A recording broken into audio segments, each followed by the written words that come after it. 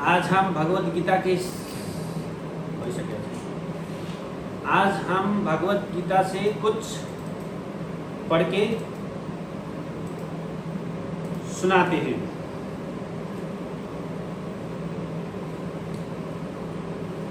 कुछ महत्वपूर्ण बातें होती हैं जो हमारे जीवन में हर समस्या का जो समाधान है, आपके जीवन में हर प्रश्न का जो जवाब है वो कौन दे सकता है? क्या आपने इस विषय में सोचा है? नहीं। अगर नहीं सोचा है तो सोचना छोड़ दीजिए। ये जो भगवत गीता है, श्रीमद् भगवत गीता यथारूप, इसमें आपके जीवन में, आपके मन में, आपके अंदर किसी भी XYZ A to Z कहते हैं ना, किसी भी प्रकार का प्रश्न जो है उसका उत्तर आपको यहाँ पर प्राप्त मिल जाएगा भगवत गीता में। प्रत्येक व्यक्ति को यह जान लेना चाहिए कि जीव नित्य दास है। नित्य दास किसका नित्य दास है? इस दुनिया में हर जीव को, हर इंसान को, चाहे वो पुरुष हो चाहे महिला हो, किसी न किसी के अधीन में, किसी न किसी के अंडर में कार्य करना पड़ता है। तो उसको कहते हैं दास, दासानुदास। क्योंकि आप किसी के अंडर में काम करते हैं तो उसके बदला वो आपको पैसा देता है। उस पैसे से आप अपना जीवन का जो कमी कमजोरी है उसको पूरा कर सकते हैं। तो इसीलिए नित्य दास। तो अगर हम किसी और के दास न बनकर भगवान के दास बन जाए तो किसी और से मांगने की जरूरत है नहीं। भगवान के दास अगर बन जाते हैं तो भगवान आपको हर चीज जो आप चाहते हैं वो आपको दे सकते हैं, जब तक वह कृष्ण की सेवा नहीं करेगा। हाँ, अगर भगवान कृष्ण की सेवा में हम अपने कुछ महत्वपूर्ण समय, महत्वपूर्ण पल, महत्वपूर्ण हमारे जीवन का जो क्षणिक पल होता है उसको अगर हम सदुपयोग करने का प्रयास करेंगे भगवान की सेवा में, तो शायद हमारे जीवन में जो हमारी कमी कमजोरियां हैं, जो हमें आवश्यकता है, वो शायद भगवान पूरा कर सकते हैं अगर आपने भगवान का भक्ति किया हो तो।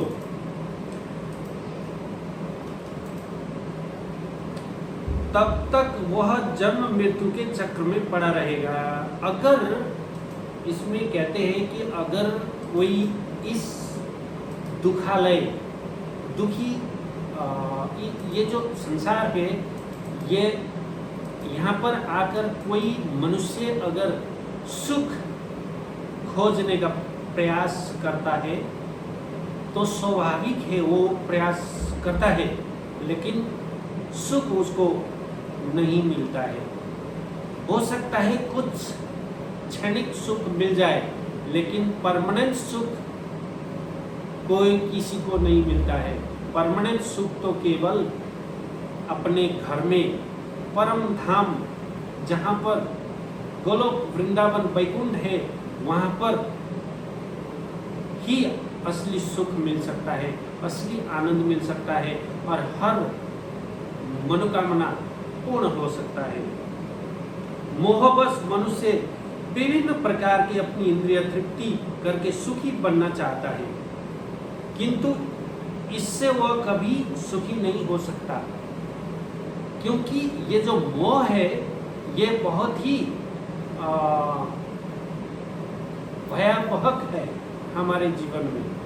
क्योंकि ममता, मोह और माया और ममता, ये जो मोह माया के जाल जो है ना, भगवान ने बड़े सोच समझ के बनाया कि इस जाल से, जैसे आपने कभी देखा है एक मछुआरा होता है, वो जाल फेंकता है मछलियों को पकड़ने के लिए। जब वो जाल में मछलियां फंस जाती है तो वो निकल नहीं पाती है। लेकिन जो मछुआरा है उसने जाल फेंका, मछली को जाल में फंसाया, बाद में वो किनारा लेके वो मछली को जाल से निकालता है और खा जाता है। ऐसा भगवान नहीं करते। भगवान ने ये भौतिक संसार में जाल फेंका और सबको इस जाल से निकलने का उपाय भी बता दिया कि आपको यह कार्य करना होगा, भक्ति करना होगा, भजन करना होगा, मेरी सेवा करना होगा, है ना। कई सारे कई उदाहरण हैं, शास्त्रों में मिलते हैं। तो इस प्रकार से जो है आप इस भौतिक संसार से निकल सकते हैं। इस भौतिक संसार में भगवान ने एक जाल फेंका है, माया जाल, माया मोह जाल, है ना। क्योंकि जिसके प्रति हमारा अटैचमेंट होता है उससे हम जब दूर हो जाते हैं तो हम बार बार उसी के विषय में सोचने लगते हैं और इसी को कहते हैं मोह, माया। माया का मतलब बहुत सारे हो सकते हैं। पैसा वो भी एक माया है। बिना पैसा इस संसार में नहीं चल सकते, कुछ भी कार्य नहीं कर सकते। पैसा भी एक माया है। लेकिन ये सब माया को अगर हम मायापति को समर्पित कर दें, मायापति के शरण में जाए तो हम इस भव बंधन से, भव सागर के बंधन से मुक्त हो सकते हैं।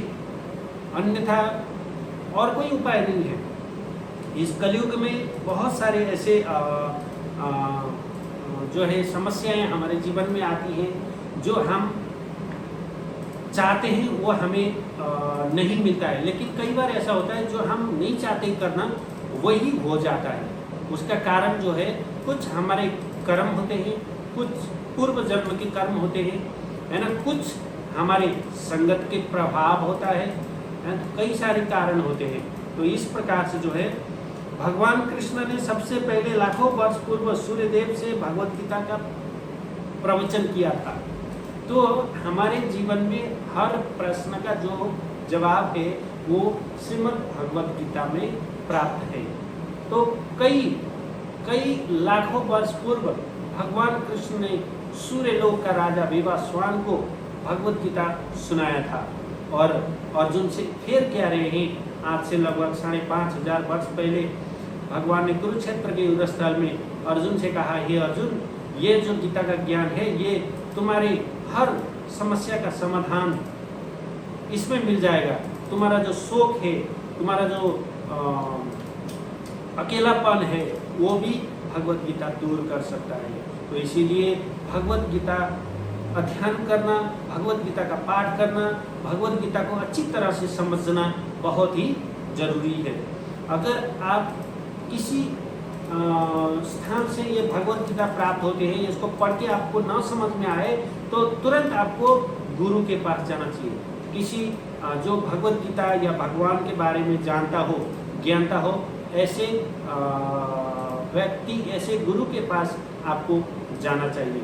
फिर आपको भगवत गीता का जो असली मतलब है, रहस्य है, वो आपको मिल सकता है। श्रीमद् भगवत गीता की जय। श्रीमद् भगवत गीता जो है हमारे जीवन में बहुत ही महत्वपूर्ण भूमिका देते हैं। अगर हमने भगवत गीता को अपने जीवन में उतार लिए तो हर प्रकार के कष्ट और समस्या से हम निकल सकते हैं। और इस भौतिक संसार जो दुखालय है, ये दुख, इस भौतिक संसार में दुख के सिवा कुछ नहीं मिलता है। दुख देने वाले कहीं दूर नहीं होते हैं, आसपास में अपने ही होते हैं। तो दुख से निकलने के लिए एक ही उपाय है, भगवत गीता पढ़ो, भगवान का नाम जप करो, भगवान के मंदिर में जाओ, नमस्कार करो, भक्तों का दर्शन करो, प्रसाद खाओ, तो हमारा मन धीरे धीरे पवित्र हो जाएगा और हमें ये भौतिक संसार और आध्यात्मिक लोक के विषय में ज्ञान जब हो जाएगा तो हमें ये अनुभव हो जाएगा कि ये जो भौतिक संसार है, मटेरियल वर्ल्ड, ये वास्तव में दुखालय है। यहाँ पर सुख नहीं मिल सकता।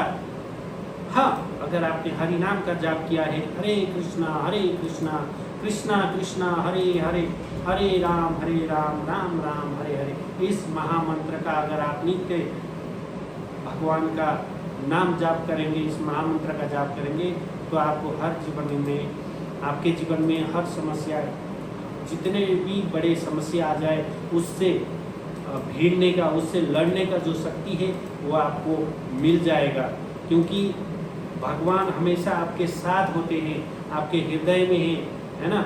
ईश्वर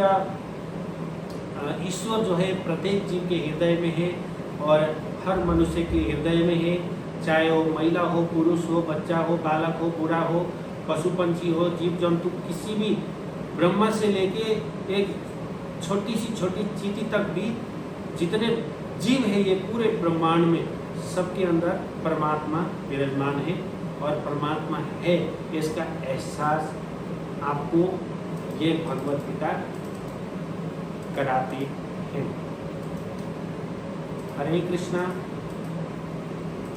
अगर आपको पसंद आया लाइक करिए, शेयर करिए, सब्सक्राइब करिए। हरे कृष्ण।